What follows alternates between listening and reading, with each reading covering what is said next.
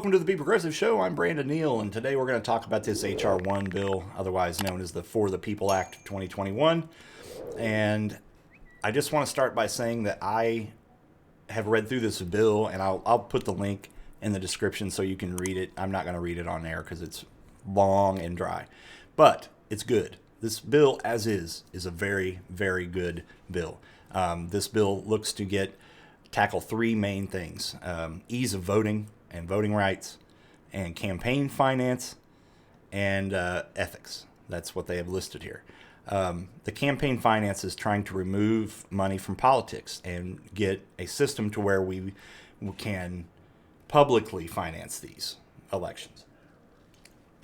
As we have it now, anybody that's got more money than the other person has a much higher chance of winning, pretty much all the way around. So there are some really, really good stuff in this bill. So, of course, this bill will not pass.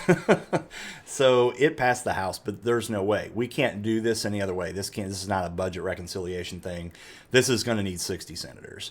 And that means that we're going to need about 10 or so Republicans, and I guarantee that's not going to happen.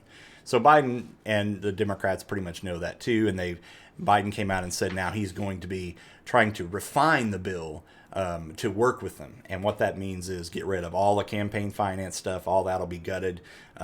Anything that the Republicans don't like, they'll take all of it out. It'll be a bare bone bill that will do absolutely nothing. And then they will send it to the Senate to vote on it. And even then, I doubt it passes, because that's what the Republicans do. They'll nitpick a bill they don't like apart and make them compromise, and then just don't even vote for it at all. It's just so.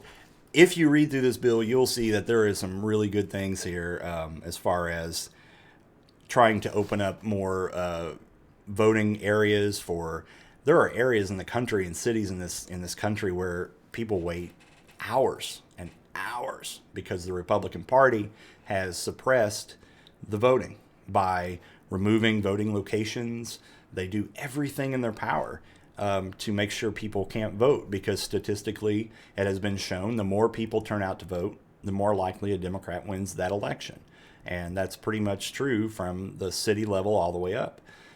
So this whole bill as it is, especially like the voting and the campaign finance part, this is like the opposite of the Republican Party. So there is no way. This is a direct attack of what the Republicans have been running, this voter suppression scam that they've been running for decades now.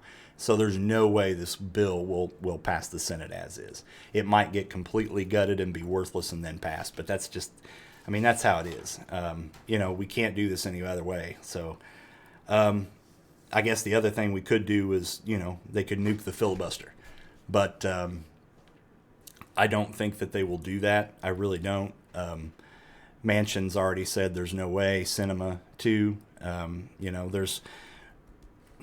It's just one of those things where until we get rid of these, Democrats in name only, the Manchin and Sinema and some of these conservative right-leaning Democrats that really should be Republicans, until we kick these people out of the party and vote these people out, then nothing's ever going to change. Because in this situation, if we don't nuke the filibuster and we don't get rid of the filibuster, this whole scenario that I just described is going to play out in every other major piece of legislation in the next 4 years. It's going to be the Democrats will put up something and then bend over backwards to take everything out for the Republicans. It's until we can avoid them altogether, then nothing is ever going to be done. And to do that, we have to get rid of the filibuster. And so I don't know how that's going to happen or if that will happen, but that is what needs to happen in this case. So, the bill will be voted on in the Senate. It's already, like I said, it's already passed the House. You can read it. It's actually a really good piece of legislation if it was passed as it is. But you know how the Republicans work, and if you're new to politics or if you think Biden was your savior from Trump, just stick around. You're already getting to see that he's a lying, center right-leaning Republican himself, and he's going to bend over backwards for those people across the aisle. So don't expect much out of this, but we'll keep watching and see what happens. So thanks for watching. This is the Be Progressive Show, and I am Brandon Neal.